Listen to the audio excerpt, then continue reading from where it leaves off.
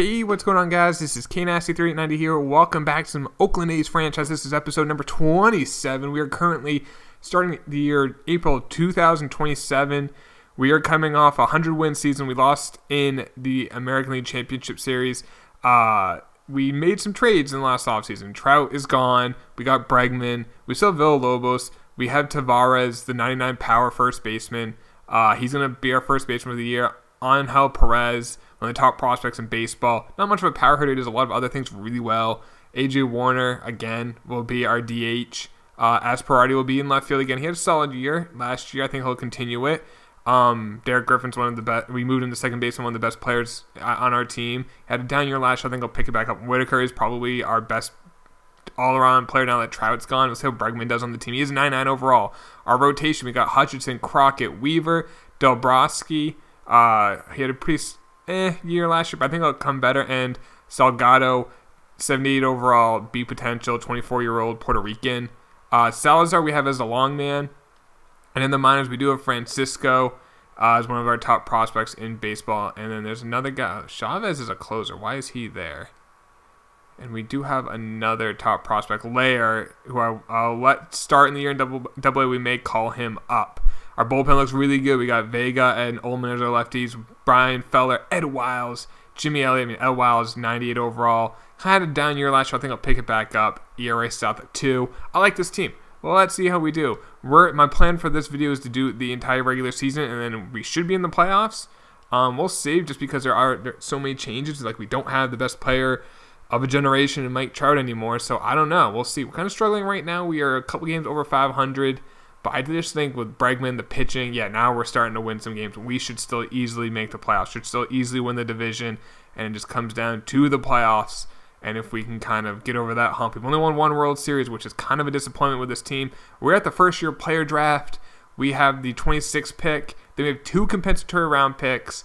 And then the 26th pick. And then the 30th pick. And then just the 29th pick, excuse me. And then just on and on and on. So I'm hoping one of these first 3 picks that are all bunched together that we can get a really good player.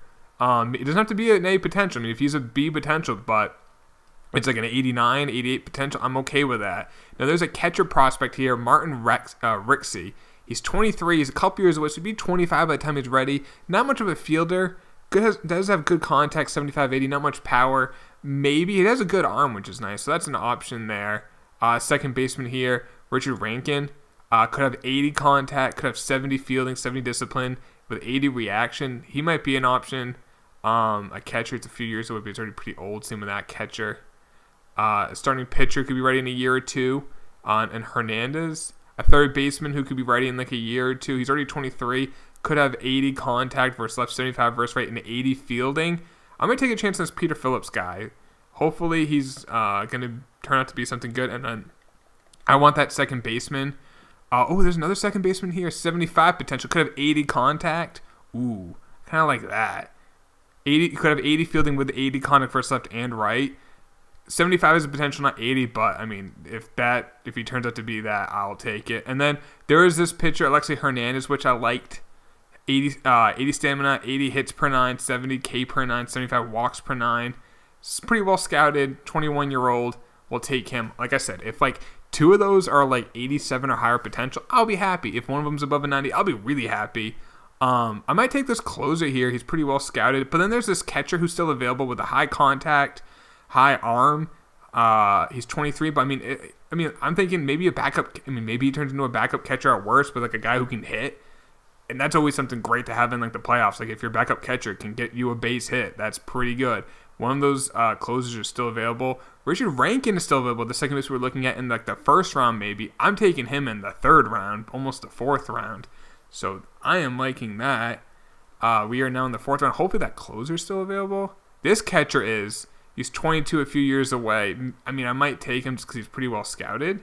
Even though I don't think he'll be anything good. But there is a closer here who's 24. Could be right in a year. I'm going to take the closer because I feel like that catcher, by the time he's like anything, it's like 4 years away. And I don't know. He's not available anymore. I'd rather get the catcher. There's a starting pitcher who's already 24, so I'm going to probably pass on that. But you know what? In this round, I mean, if there's our scouts in the 5th round looked after a guy and they kind of like him, we should do our due diligence for our scouts. Next pick, I'm just going to take the highest potential guy, the shortstop.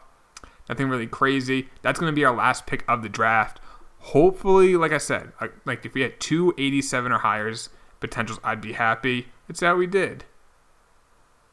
We did. This is a weird draft. All right, Peter Phillips in the first round, a dud. I don't want to say a bust because late in the first round, I mean, it is what it is.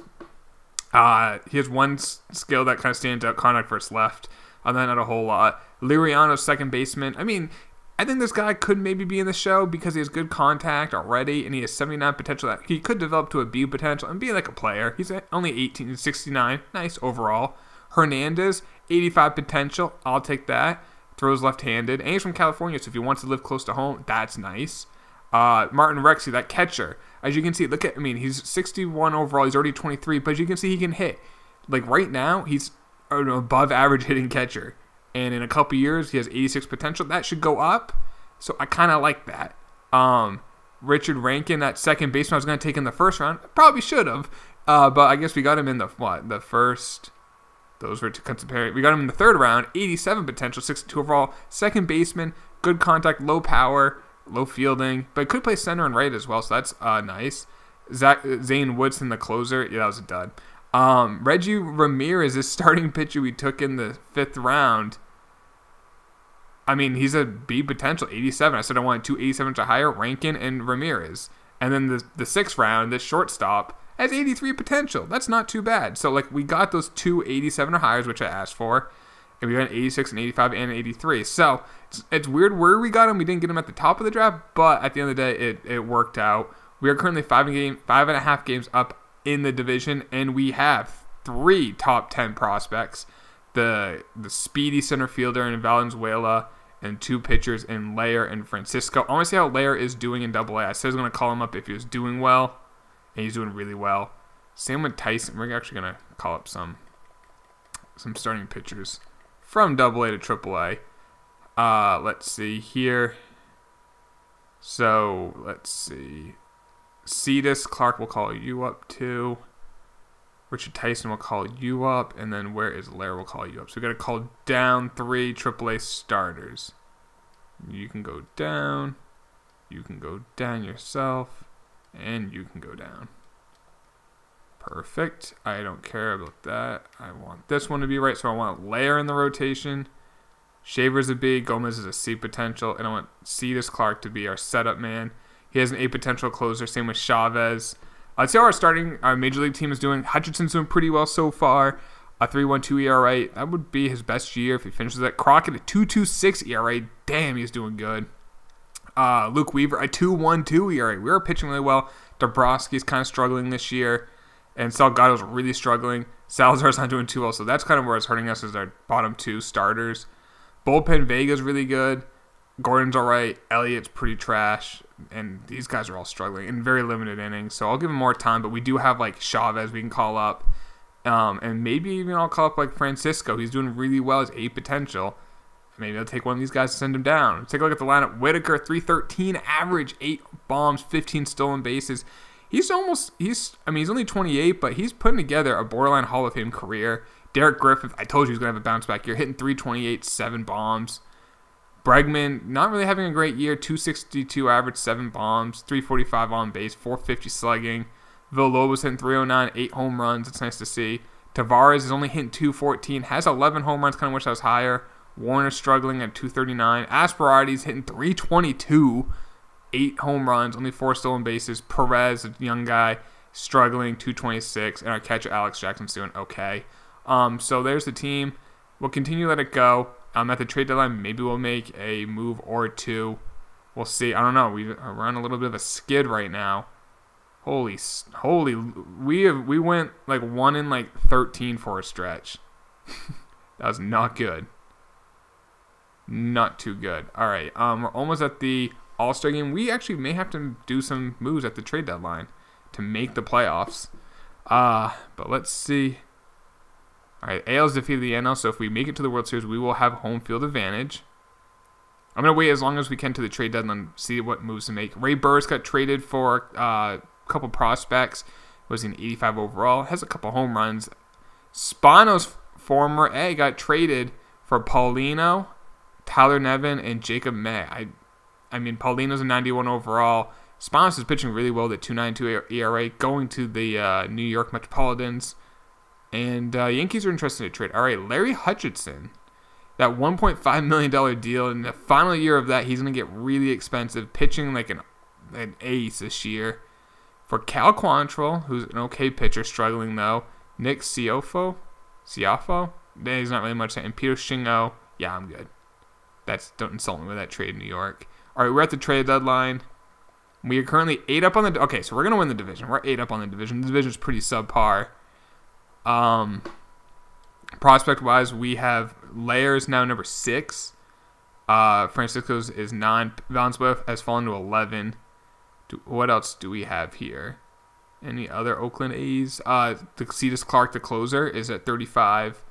Lane Covey, the center fielder in AAA. Peak potential. Really good fielder. Something we don't normally get in Oakland. He is at 38. Luis Fuentes, the 26-year-old second baseman. He's just been taking forever to develop. I might move him for something. Like, do we need maybe get a bullpen arm? Ed Wiles is struggling. Other than that, they're doing okay. How is Francisco's doing really well, but how is why didn't Lair not stay in the rotation? He's actually done well in his limited time. Should I call it Francisco? No. Yeah, Salgado stinks right now. Well, send Salgado down. Francisco gets the call. Welcome to the show, Francisco. I want to leave Salazar at what he's doing. And there's our lefty in our starting rotation. I think that's it. We're fine. We will win the we will win. That's why it got changed. We will win our division. We'll make it the playoffs. Layers in there, perfect. And our bullpen is pitching better. And like I trust the guys in there as we honor a nice solid losing streak. I'll say this: we're gonna probably win the division, and we gotta start winning some games. But we're not gonna get a lot of wins. Like we may be a low 90 win team, maybe. Let's see where we're at right now. We are tied with the Mariners. Mariners have tied us. Even though our run differential is way better, we gotta start winning some damn games, boys. When do we play Seattle again? Well, we play them here, so let's sim up to that series. Hopefully we're not a wild card team. Hopefully we can have this. All right, now we won some games. We're 3.5 up on the Angels with what? How many games left? 3, 6. So if we win 2 out of 3, we're pretty much all set. And we won 1. Oh boy. All right, we won the division. Not pretty, but we did win the division. 89 wins, kind of a down year for us. Let's check prospect-wise. Where are we? Valenzuela is now all the way up to 6. So he's gone up and down, up and down. Dude, the guy, if he just had some durability or some fielding, because he can hit, it looks like, and he can run. And I mean, if you played 150 games, he's probably going to steal 70 bags, which is incredible. Lair is now up to 8.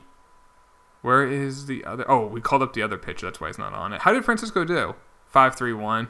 I mean, luckily we got the big 3. I mean, Crockett kind of struggled at the end of the year. I still like him. Hutchinson, maybe he'll pitch one in the playoffs one time. Weaver, we know what he does in the playoffs. Ed Wiles really struggled this year. His overall dropped 7. So I'm a little worried about that. We are paying him like pretty good money, $10 million a year. Let's check a look at the lineup. Whitaker finished at 321. Average 22 home runs, 44 stolen bases. The dude is just a machine. Thank you, Minnesota, for trading him to us. Like, the dude is like a 300 career hitter, steals 40, 35, 40 bags, hits 20 plus home runs every single year, gets on base at a 400 clip. The guy is just a machine. He's only 28, and he plays pretty solid defense. Like, he's a Hall of Famer. Griffith hit 297, 21 home runs, 18 stolen bases. Bregman really did struggle this year. Offensively, his average went down over 20 points, hit 5 less home runs. I mean, he does play elite defense, which will help his wins above replacement, so it's almost at a 6. But offensively, he didn't do as well as I thought he would. Villalobos, so definitely did. This is maybe his best year. 312 average, 35 home runs on base. Every year he's been in the majors, he gets on base at over 40% of the time. That is incredible. His wins above replacement was in a 9.2. That's great to see from Villalobos. Tavares did finish with 31 home runs, so that's what we're looking for from him, just to hit the bombs. AJ Warner had a pretty normal year for him, mid-20 home runs, gets on base about 35% of the time. Asperati finished the year hitting 300. That's nice to see. 22 home runs, 22 stolen bases.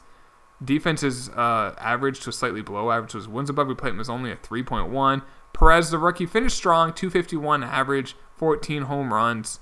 I mean, like I said, his fielding's also pretty bad. That's the norm for this team. Alex Jackson is the catcher. I mean, 250 average, almost 10 home runs, 335 on base.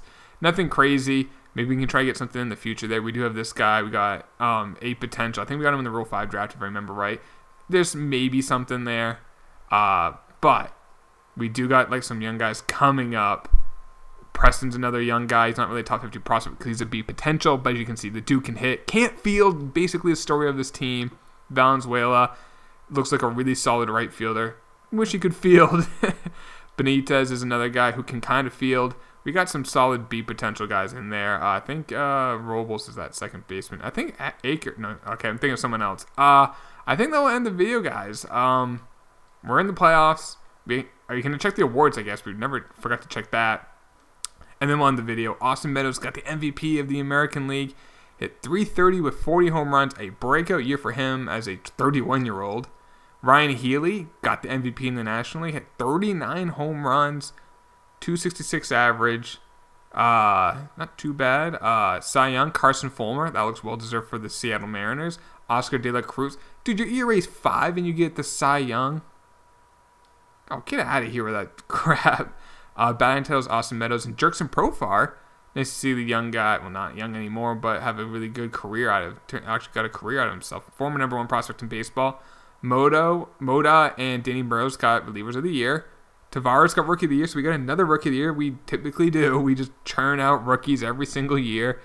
And then Donnie Dewey Jr., never met senior, 33-year-old rookie. That's Mike Trout got a Hank Aaron Award for the Atlanta Braves. How did he do? A 303 average, 34. He's still really good. 303 average, 34 home runs. What was his wins above replacement? 9.5. So that was his best year in 3 years. Shout out to Mike Trout, probably the best hitter of best player of all time if he stays healthy. And at least in this, he has 635 career home runs, almost 3,000 career hits, career average of 312. Really freaking good. See if we got any Brendan McKay. He's in one of my other franchises, so I saw the name. Did we get Alex Bregman got Gold Glove? That's the only Gold Glove we'll probably get. Yep. Okay, that will now end the video, guys. Next episode will be in the playoffs. Hopefully we can get back to the World Series. Hope you did enjoy this. Drop a like if you did. I'll talk to you later, boys. Take it easy. Peace.